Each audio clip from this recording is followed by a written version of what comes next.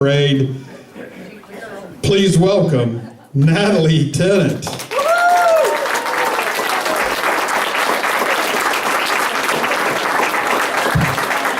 Thank you, sir.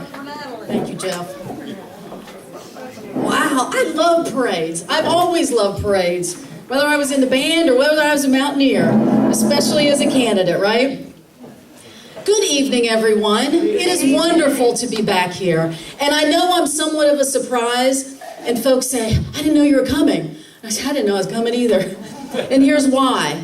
And some of my folks who know me from a long time, who've been around, because I think with me in that parade was Delaney. Do you remember my daughter? Well, several of the parades she's been in with me. Well, now she's 17. And this weekend is always around her birthday. She turned 17 on Thursday. Last year, I definitely could not make it because it was Sweet 16, right? We're going to make sure we celebrate it. And we did something special last year. Well, this year, you're 17. We have no plans, and we can't make any plans. And so not till the last minute, I'm like, I'm going. I don't know what you're doing with your friends. I'm going. But what always worries me, she's my only one. And when you only have one, you don't have a make good. So if you screw up the first one, there's not a second one to make good on, right? And being the youngest of 7, I mean, my parents, they got it right? Okay. Yes, they did. All right. So it is wonderful to be here. And I am glad I'm here, and I'm so happy that this is Kickoff 2020. Because this is the opportunity to begin to showcase our candidates, to begin to recruit our candidates. And I see one right back here. And so that's what I'm here to help do too. Like, let's show the difference that we have. The difference that we have as Democrats, the difference that we have in good quality candidates compared to what is already in office. I don't know about you all, but I am sick and tired of this governor who shows no respect. I don't think he knows what it is to show respect to the people of West Virginia, and it hurts me. It's like you're saying this about my neighbors, my friends, my family, when you are not showing dignity, and you have no dignity and don't want to espouse it to anyone.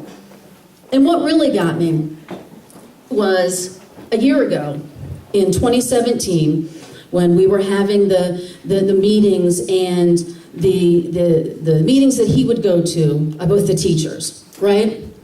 And he said, thank you all for being here. I can't shake your hand because I don't want to get the flu.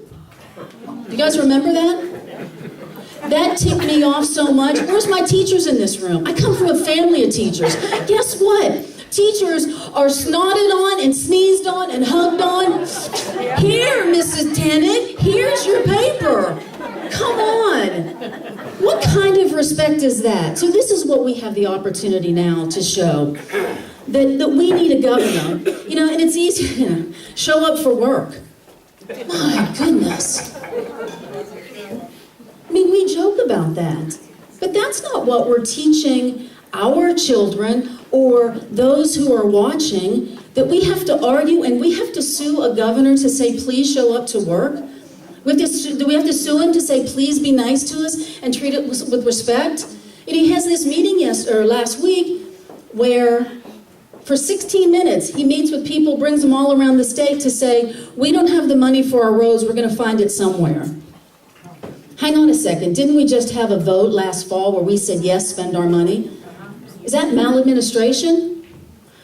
So I can understand why folks are feeling like they've been bought and sold, and switching bait and switch.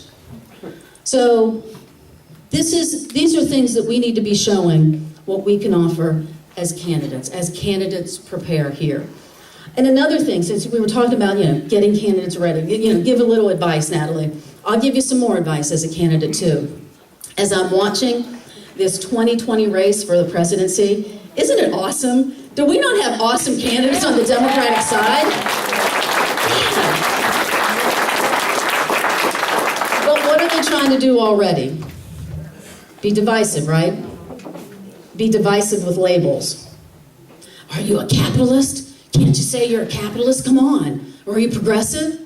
So that's the litmus test. We're a capitalist, right? We're gonna start making all of these labels that say what we are.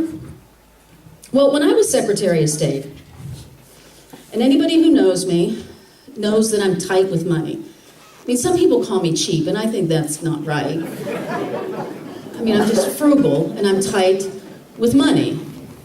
And my reputation does precede me. I'm cheap. I just use things wisely. So when I was Secretary of State, guess what?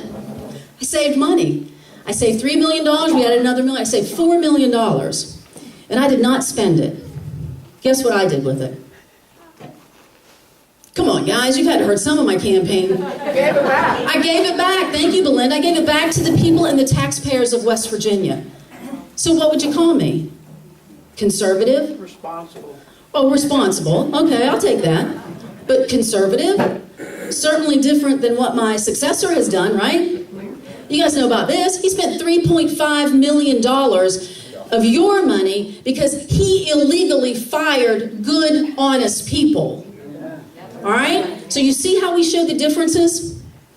Also as Secretary of State, and I see our buddy Mark Rhodes back there, great county clerk, a leader in election administration across the state.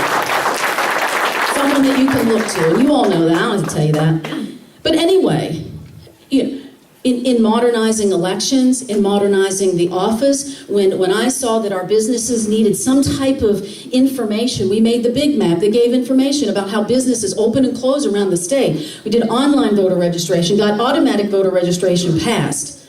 So I think you could say I'm an entrepreneur, right? I use that entrepreneurial spirit. Okay, so I'm an entrepreneur, and guess what now?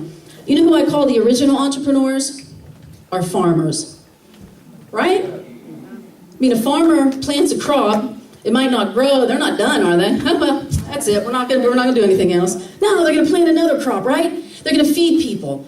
They're gonna feed their family, they're gonna feed their neighbors. So, an entrepreneur. So I'm gonna use my entrepreneurial spirit, and I'm going back to the farm. I'm going back to the farm, and I'm gonna start my second business off the land that I purchased that's right beside my family. So I guess you might call me a capitalist, right? So, what do you say about Natalie? Well, you say she's a leader, right? Because you make those decisions for the situation, for what the situation calls, right? That's what a leader does. They make a decision for what the situation calls.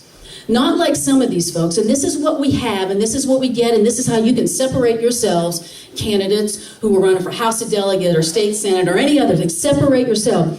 We have people in the legislature who have signed a pledge. Do you know who they signed the pledge to? Grover Norquist. You guys know who he is? You even know who he is? Yeah. Does he live in Wood County? No, tell us. Does he live in Jackson County? Betty would know him if he did. No, he's this guy who says, pledge that you won't raise taxes. Well, what the heck? You've already then taken yourself out of any negotiation, any equations for leadership. You've already neutered yourself. Like you're nothing in the legislature then. You know why? Because you are beholden to a piece of paper. You're beholden to a piece of paper and not accountable to your people of West Virginia, not accountable to your constituents. You're beholden to a piece of paper, not accountable to your friends and neighbors. And so that's not leadership. That took you out of the situation. So you're not a leader for what the situation calls.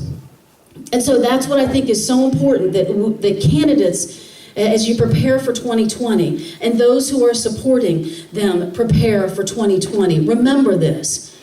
That we don't have to be labeled and have these divisive labels. That we know that we're leaders. And I would stand up and I would say, I'm a leader. I'm a doer. I'm a thinker. I'm a motivator. I'm a teacher. I'm an innovator. I'm a problem solver. That's what we are. That's what I am. And that's what I'll continue to say. And that's what I want you to make sure that you say the difference is between our candidates and those who are on the other side, who've shown us what they are. Thank you all for allowing me to be here. Thank you all for inspiring the candidates. And I'm with you. We're going to get this and we're going to show who we are. Be a doer, get it done, and make it happen. Thank you all.